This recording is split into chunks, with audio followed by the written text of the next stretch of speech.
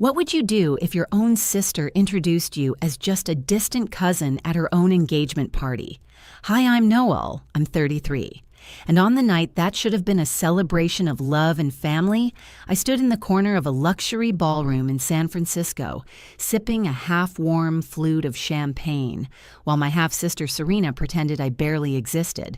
It wasn't the first time she'd done it, but it was the first time it made me smile. The venue was stunning floor-to-ceiling windows framing the Bay Bridge Jazz Quartet, playing something light and expensive servers, floating by with gold-rimmed trays. Everyone was dressed like they belonged in a designer catalog, except me, apparently. I wore a tailored black jumpsuit, clean, sharp, and quiet. No statement necklace, no sequins, just subtle confidence. Serena, of course, was in full bridal preview mode. White cocktail dress pearls and that performative laugh she used when people she considered important were nearby. She floated from group to group champagne in one hand, her other resting possessively on Troy's arm, the fiancé, with more ambition than sincerity. I hadn't even planned to come, but the embossed invitation arrived weeks ago, handwritten in a careful script. Not Serena's. Probably their mother's doing. Family Matters, it read. I almost tossed it. But part of me, maybe the curious masochistic part, wanted to see it through, to see her, to see if anything had changed. Spoiler, it hadn't. When I arrived, no one met me at the entrance. No hug. No, we're so glad you made it. Just a puzzled glance from the coat check girl and a server who asked if I was part of the catering team. I found my own way inside, and it didn't take long for Serena to spot me. She turned, blinked like she wasn't sure who I was for a second, then plastered on a smile so tight I could hear it strain. "Oh, you made it," she said, looping an arm around Troy. "Everyone, this is my cousin Noel from out west." Out west. We grew up in the same house until I was 16. I helped her with her math homework, taught her how to fake being sick to skip school. I was there when her guinea pig died. I bandaged her knee when she fell off her first bike. But sure, cousin. Troy gave me a polite, bored nod. "Nice to meet you," he said, already turning his attention to someone more relevant. I just smiled and said nothing. I wasn't here to correct them. I didn't need to. Because just 20 minutes later, a man with silver hair, a presence like gravity, and a voice that carried even in a crowded room, turned to Serena and said, "Wait, Whitaker." It was Harold Ashcraftoft, Troy's father, billionaire investor, chair of Ashcraftoft Capital, and the reason this whole event was more political than romantic. He stepped closer, eyebrows narrowing, as in Whitaker Holdings. Serena blinked, confused. "Oh, no, I mean that's her last name, but no relation. She's just a cousin." He didn't take his eyes off me. From where I held his gaze, New York, Manhattan. He paused. Then something shifted behind his eyes. I watched the dots connect quietly, precisely. You could almost hear the click. "Interesting," he said slowly, then walked away. Serena turned to me, flustered. "What was that about?" I sipped my champagne. No idea. But I knew. Oh, I knew exactly what was happening. Because what Serena and Troy didn't realize, what they'd never bothered to ask, was that Noel Whitaker wasn't just some obscure relative floating in from the coast. I was the founder and managing partner of Whitaker Holdings. And as of next Monday, we were finalizing a private acquisition of one of Ashcraftoft Capital's core subsidiaries. The very one Troy had been trying to use as leverage to impress Harold. But I wasn't going to bring that up, not yet. Let them circle. Let them wonder. Because the real shock was still to come. Most people assume family betrayal happens in a single moment, a loud fight, a cruel comment, a door slammed shut. But for me, it was a slow burn, a quiet fading, like being erased 1 inch at a time. Growing up, Serena was always the star. She was delicate, where I was, serious, charming, where I was skeptical. Our mother, Elaine, used to say Serena had natural warmth, as if I were something cold that needed to be thawed out. We lived in Palo Alto back then in a 3-bedroom home with olive trees in the front yard and ivy creeping up the side. Elaine decorated every room like it was on the cover of a home magazine, chintz sofas, antique mirrors matching curtains. There were always rules about appearances. Keep your voice soft, sit up straight. Never let outsiders know there was tension. Serena knew how to perform. She danced ballet at 6 local pageants by 8 and had her own Instagram sponsorship by 15. I, on the other hand, preferred silence and spreadsheets. I started investing mock money in stocks by 11. I memorized compound interest tables like bedtime stories. When I got a perfect score on my SATs, Elaine said, "That's great, dear," and then turned to Serena and gushed over her newest recital photos. I didn't blame Serena for the favoritism, not then anyway. She just learned early that love came with an audience. I learned that love had conditions. By the time I was 17, I knew I wasn't going to fit into the family's polished narrative. So I left, got an early admission to Columbia. I took a partial scholarship and 2 part-time jobs and never looked back. Not because I didn't care, but because I knew they didn't notice I'd gone. Serena stayed. She graduated with a communications degree that she barely used, bouncing from one trendy job to another, until she landed in the arm of Troy Blackwell, a man with a glossy smile and a resume so bloated it had to be fiction. He was aiming for Ashcraft-level wealth, and Serena was the accessory that made him look relatable. Meanwhile, I was in New York building something real. Whitaker Holdings started as a private financial consultancy, just me and a rented desk in a co-working space. No investors, no fanfare, just grit, long nights, and the relentless hunger to create something that couldn't be ignored. By 29, I had 5 employees. By 31, we were managing 9-figure portfolios. By 32, we were the ghost behind some of the biggest strategic mergers in finance. I didn't post updates, I didn't share milestones, I didn't even go home for holidays. Because what was the point? My success didn't fit their script. I wasn't Serena with her flower crowns and carefully curated brunches. I wasn't a story they could brag about over rosé, but I watched them from a distance.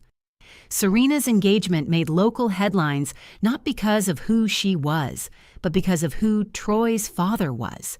Harold Ashcraft rarely appeared in public, but when he did, people paid attention.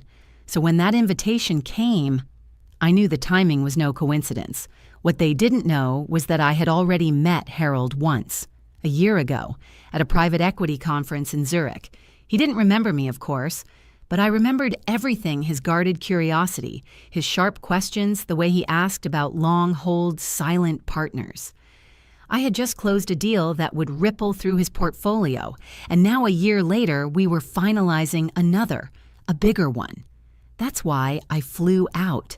Not for Serena, not for family, for the poetry of it all, to stand in that room invisible by choice, to watch the puzzle pieces drop without lifting a finger. And as Harold glanced across the ballroom that night, eyes narrowing, expression unreadable, I knew he was finally putting it together. My name didn't ring bells at home, but in his world, it was an alarm, and it was only just starting to go off. The thing about power is, the real kind doesn't announce itself. It waits, it listens, and then at just the right moment, it makes you rethink everything you thought you knew. After Harold Ashcraft walked away from Serena's awkward dismissal of me, I noticed something shift. The room didn't feel different, still buzzing with soft laughter and expensive perfume, but Harold's orbit had changed. He no longer lingered beside Troy. His eyes followed me when he thought I wasn't looking. I didn't mind. I welcomed it. I excused myself from the clinking flutes and forced small talk and slipped into a quieter corner of the venue near the balcony. The breeze off the bay was sharp, bracing. I leaned into it like an old friend. That's when he approached, Noel Whitaker. Harold said, his voice smooth but pointed, "Manhattan, yes." I nodded slowly, offering nothing more. "I've been hearing that name a lot lately," he continued, stepping beside me. Whitaker Holdings.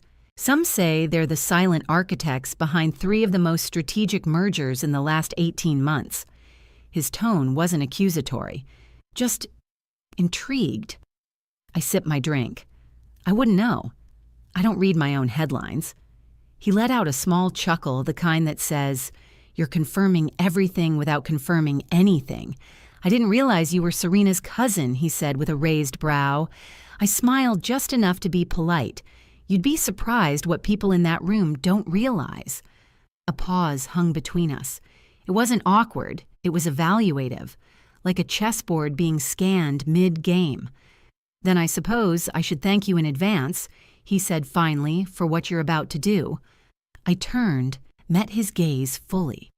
This acquisition isn't personal, it's strategy. Clean and necessary.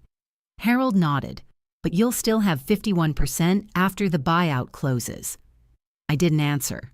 I didn't need to. He extended his hand. "When you're ready to formalize it, let's talk directly." I shook it once, firm, neutral, unflinching. Then he walked away. The silence that followed was louder than any toast or announcement in that ballroom. Inside, Serena was circling the crowd, trying to track down Harold. Troy looked uncomfortable, his smile tighter now, his gestures overcompensating. Something had unsettled the plan, and neither of them knew what.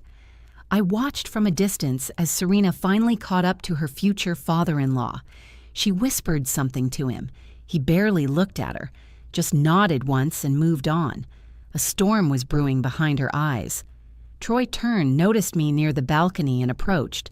His swagger had dimmed. "I didn't realize you worked in finance," he said, trying to sound casual. "I don't," I replied.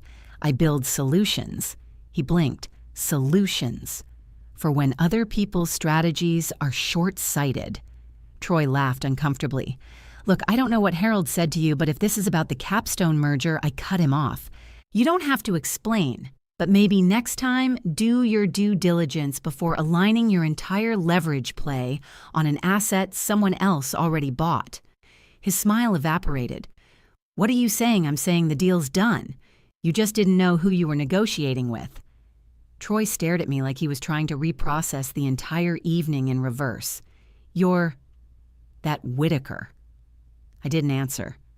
I just raised my glass and walked past him, leaving his question to hang like smoke.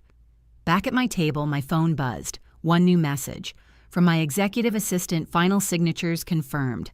Ashcraft subsidiary officially acquired as of 5 p.m. EST, holding at 51.2%. Confirmation letter sent to legal, right on time. I closed the message and looked up. Across the room, Serena was watching me, eyes sharp, smile gone. I gave her a soft nod like a ghost acknowledging the living, because in that moment something clicked for her too. She wasn't the center of the story anymore. She never had been. By Monday morning, the acquisition was public. Whitaker Holdings had finalized the purchase of Ashcraft Infrastructure Solutions, a key subsidiary quietly holding the patents and logistics backbones for 2 of Ashcraft Capital's most promising new ventures. With our 51.2% stake, we now controlled the vote on any strategic direction licensing or partnership. The announcement was professional, clean, no headlines, no drama, just a 2-paragraph press release through the wire. But in the upper floors of Ashcraft Capital's San Francisco office, it landed like a detonation. Troy didn't even get copied on the internal memos. His access to deal strategy was revoked within the hour. From what I later heard, Harold didn't raise his voice. He just stated plainly that leverage built on unverified relationships is no leverage at all. Harold reached out to me that same day, a direct line, no intermediaries. "Lunch," he said. "My office. You pick the day." We met 3 days later. His space was exactly what I expected. Dark oak panels, leather-bound ledgers, a view of the city that made you feel both small and important. He offered me tea. I declined. We talked numbers first, then terms, then trust. "I underestimated you," he said bluntly. I shrugged. "That's why I work in silence. No one sees the shift until they've already lost footing." He smiled genuinely this time. "I like quiet operators." We closed the meeting with a firm handshake and a shared understanding Troy was out. Serena would not be elevated through proximity. This was business now. Real business. The next week, I received a call from Serena. I almost didn't answer, but curiosity got the better of me. "Noel," she said, voice smooth but strained, "I just wanted to clarify something. Did you know about all this when you came to the party?" I paused. I knew enough. "So you showed up just to—" What gloat I let the silence stretch. "I came because I was invited. I stayed because I was underestimated." She didn't respond right away. Then she asked, barely above a whisper, "Why didn't you ever tell me what you were building?" "Because you never asked. Because you never listened. Because you only ever saw me as the spare." But I didn't say any of that. Instead, I said, "Because what I build isn't for show." Click. She hung up. No tears, no theatrics, just an abrupt end, like she finally understood there were things she couldn't manipulate even with charm and blood ties. Our mother, Elaine, followed up 3 days later, an email, short, formal. "I hope you understand that this has been difficult for Serena." She was blindsided. No mention of me. No congratulations. Not even a question. Just a subtle scolding cloaked in concern. I archived it without replying. Because here's the truth. They weren't upset that I had succeeded. They were upset that I succeeded without them, without their approval, without their applause, without needing their stage. And now that I had a controlling interest in the very infrastructure Troy's career was supposed to ride on, they couldn't spin it. They couldn't soften it. The narrative had already changed, and I wasn't interested in rewriting it for them. If I had been someone else, someone younger, angrier, or maybe just more wounded, I might have used my new power to embarrass them. I could have leaked it to the press, turned the acquisition into a headline, given interviews with just enough passive-aggressive flair to make Serena and Troy squirm. But I wasn't interested in revenge. I wanted legacy, real legacy. 2 months after the acquisition, I filed paperwork in Manhattan for a new nonprofit foundation. The name came easily, almost instinctively, the Odd Cousin Foundation. It made me laugh the first time I typed it. It sounded like an inside joke between me and the girl I used to be, the teenager who got cropped out of family photos and talked over at the dinner table. The foundation's mission was simple: provide grants, mentorship, and financial literacy training for young women from respectable families who were told to be polite, not powerful. Girls like me. Girls no one expected much from. The first donation was anonymous $2 million from Whitaker Holdings, but I knew it would trace back eventually, and when it did, Serena called again. This time her voice was different. It was softer, almost shaky. "I saw the foundation website," she said. "Is that a joke?" About me, I didn't answer directly.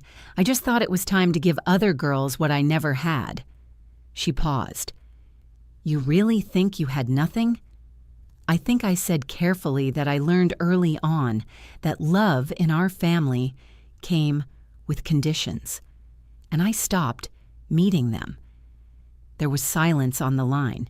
Then unexpectedly, "I didn't mean to erase you, but you did." Another silence. "Do you ever think about starting over?" she asked. I let the question linger. Then I said, "Starting over requires both people to show up." And once again, she didn't. She never followed up, never donated, never attended the launch gala even though the invitation bore her name. But that was fine, because that night under soft gold lighting in a Manhattan rooftop garden, I stood in front of a crowd of 300 donors, leaders, and young women with fire in their eyes. And I told them this: you've been told to stay quiet, told that your power makes others uncomfortable, that success is only admirable if it comes with humility, with softness, with silence. I say break that narrative, rebuild it, because the world doesn't need another polished daughter. It needs unapologetic architects. Applause filled the air, real applause, earned, not inherited. The next day, Forbes Women ran a piece on the foundation. They didn't mention Serena, or Troy, or Elaine, just me and the mission. 1 week later, I got a letter in the mail, handwritten. No return address, just my name. Inside was a simple card.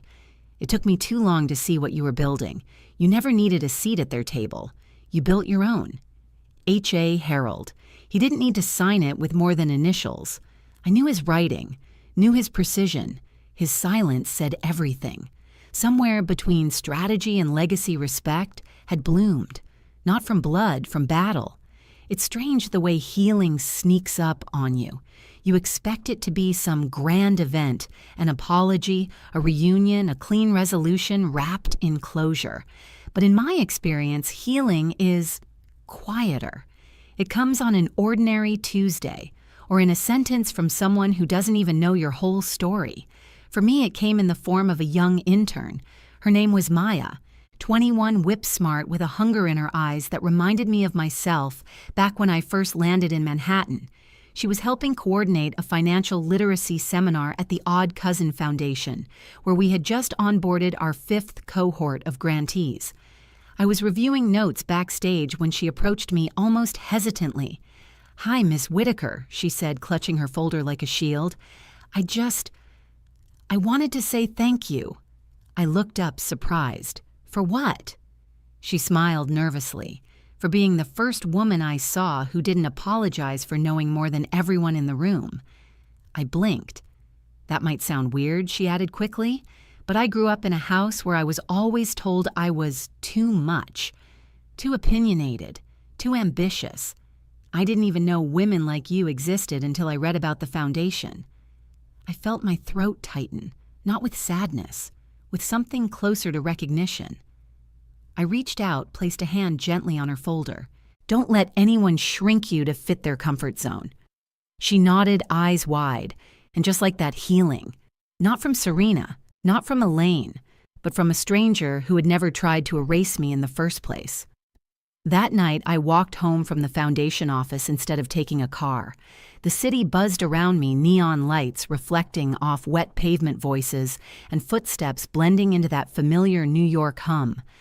I passed a bakery that reminded me of one Serena and I used to visit during summers in San Diego. She always picked lemon bars. I preferred biscotti. We'd sit on the curb and eat in silence, sharing something simple before the performance of being family resumed. I paused at the corner, and for the first time in a long time, I didn't feel angry. I felt free. Serena hadn't called again. Neither had Elaine. Troy had faded into corporate obscurity last I heard.